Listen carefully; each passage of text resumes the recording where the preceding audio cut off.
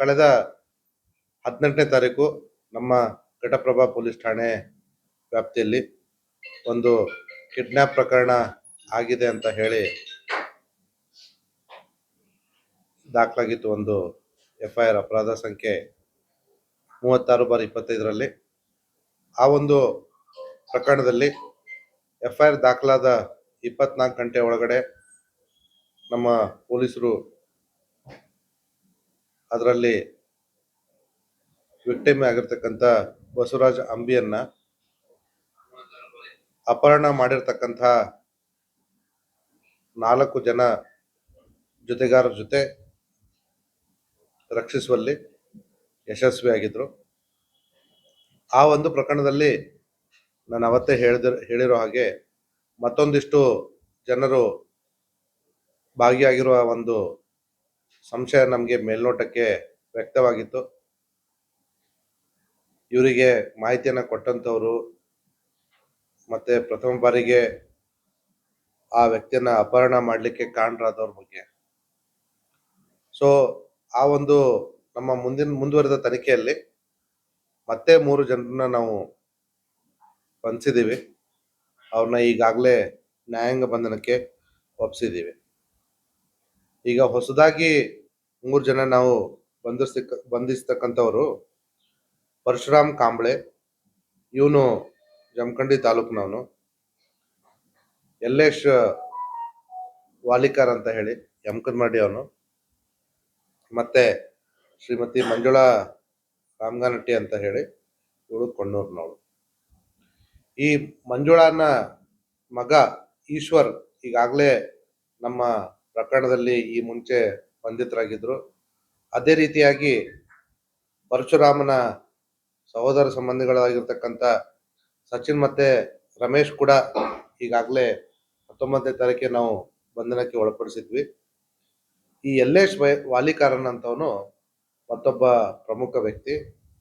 ಈ ಯಲ್ಲೇಶ್ ವಾಲಿಕಾರ್ ಮತ್ತೊಂದಿಷ್ಟು ಜನರ ಜೊತೆ ಅಲಾಂಗ್ ವಿತ್ ಈಶ್ವರ್ ಪ್ರಪ್ರಥಮ ಬಾರಿಗೆ ಈ ಬಸವರಾಜ್ ಅಂಬಿಯನ್ನ ಕಿಡ್ನಾಪ್ ಮಾಡಿರ್ತಕ್ಕಂಥದ್ದು ನಮ್ಮ ದಂಡಾಪುರದ ಹತ್ರ ಘಟಪ್ರಭಾ ಪೊಲೀಸ್ ಠಾಣೆ ವ್ಯಾಪ್ತಿಯಲ್ಲಿ. ಈ ಪ್ರಕರಣ ಮೊದಲು ಕಿಡ್ನಾಪ್ ಮಾಡಿದ ನಂತರ ಈ ಯಲ್ಲೇಶ್ ಮತ್ತು ಅವನ ಸಂಗಡಿಗರು ಅಲಾಂಗ್ ವಿತ್ ಈಶ್ವರ್ ದುಡ್ಡು ವಸೂಲಿ ಮಾಡಲಿಕ್ಕೆ ಪ್ರಯತ್ನ ಮಾಡ್ತಾರೆ. ಯಾವಾಗ 3 ದಿವಸ ಆದರೂ ಕೂಡ ಅವರಿಗೆ ದುಡ್ಡು ಸಿಗಲ್ವೋ ಆವಾಗ ಈ ಯಲ್ಲೇಶ್ ಮತ್ತೆ ಅವನ ಜೊತೆ ಇನ್ನೊಬ್ಬ ಸಂಗಡಿಗ ಇರ್ತಾನೆ, ಅವನು ಅಲ್ಲಿಂದ ಅವನ್ನ ಅಲ್ಲೇ ಬಿಟ್ಟು ಅವನ ಮೈ ಮೇಲೆ ಇರ್ತಕ್ಕಂಥ ಆಭರಣಗಳು, ಬಸವರಾಜ್ ಅಂಬಿ ಮೈ ಮೇಲೆ ಇರ್ತಕ್ಕಂಥ ಆಭರಣಗಳನ್ನ, ಒಂದು ಬಂಗಾರದ ಚೈನು ಮತ್ತೆ ರಿಂಗ್ ಇರುತ್ತೆ, ಅದನ್ನ ದೋಚ್ಕೊಂಡ್ಬಿಟ್ಟು ಅಲ್ಲಿಂದ ಹೊರಟೋಗ್ಬಿಡ್ತಾರೆ. ಸೊ ಅಪಹರಣಕ್ಕೆ ಒಳಗಾದಂತಹ ಸಂತ್ರಸ್ತ ಆಗಿರ್ತಕ್ಕಂಥ ಬಸವರಾಜ್ ಅಂಬಿ ಆ ಈಶ್ವರ್ ಮತ್ತೆ ರಾಘವೇಂದ್ರನ ಹತ್ರ ಉಳ್ಕೊಂಡ್ಬಿಡ್ತಾರೆ. ಆಮೇಲೆ ಈ ಈಶ್ವರ್ನ ತಾಯಿ ಆಗಿರ್ತಕ್ಕಂಥ ಮಂಜುಳಾ ಅವಳು ತನ್ನ ಪರಿಚಯದಲ್ಲಿ ಇರ್ತಕ್ಕಂಥ ಪರಶುರಾಮ್ ಕಾಂಬ್ಳೆಗೆ ಕರೆ ಮಾಡಿಬಿಟ್ಟು, ಈ ರೀತಿ ಒಬ್ಬ ವ್ಯಕ್ತಿಯನ್ನ ನನ್ನ ಮಗ ಕರ್ಕೊಂಡ್ ಬರ್ತಾ ಇದ್ದಾನೆ, ಆ ವ್ಯಕ್ತಿ ನನಗೆ ಸುಮಾರು ದುಡ್ಡು ಕೊಡಬೇಕು, ಅವನಿಂದ ವಸೂಲಿ ಮಾಡಬೇಕು, ಹಾಗಾಗಿ ನನ್ನ ಹತ್ರ ಕರ್ಕೊಂಡ್ ಬರ್ತಾ ಇದೀವಿ, ಅವನಿಗೆ ನೀನು ಸಹಾಯ ಮಾಡಿದ್ರೆ ನಿನಗೂ ಕೂಡ ಒಂದಿಷ್ಟು ದುಡ್ಡು ಕೊಡ್ತೀವಿ ಅಂತ ಹೇಳ್ತಾರೆ.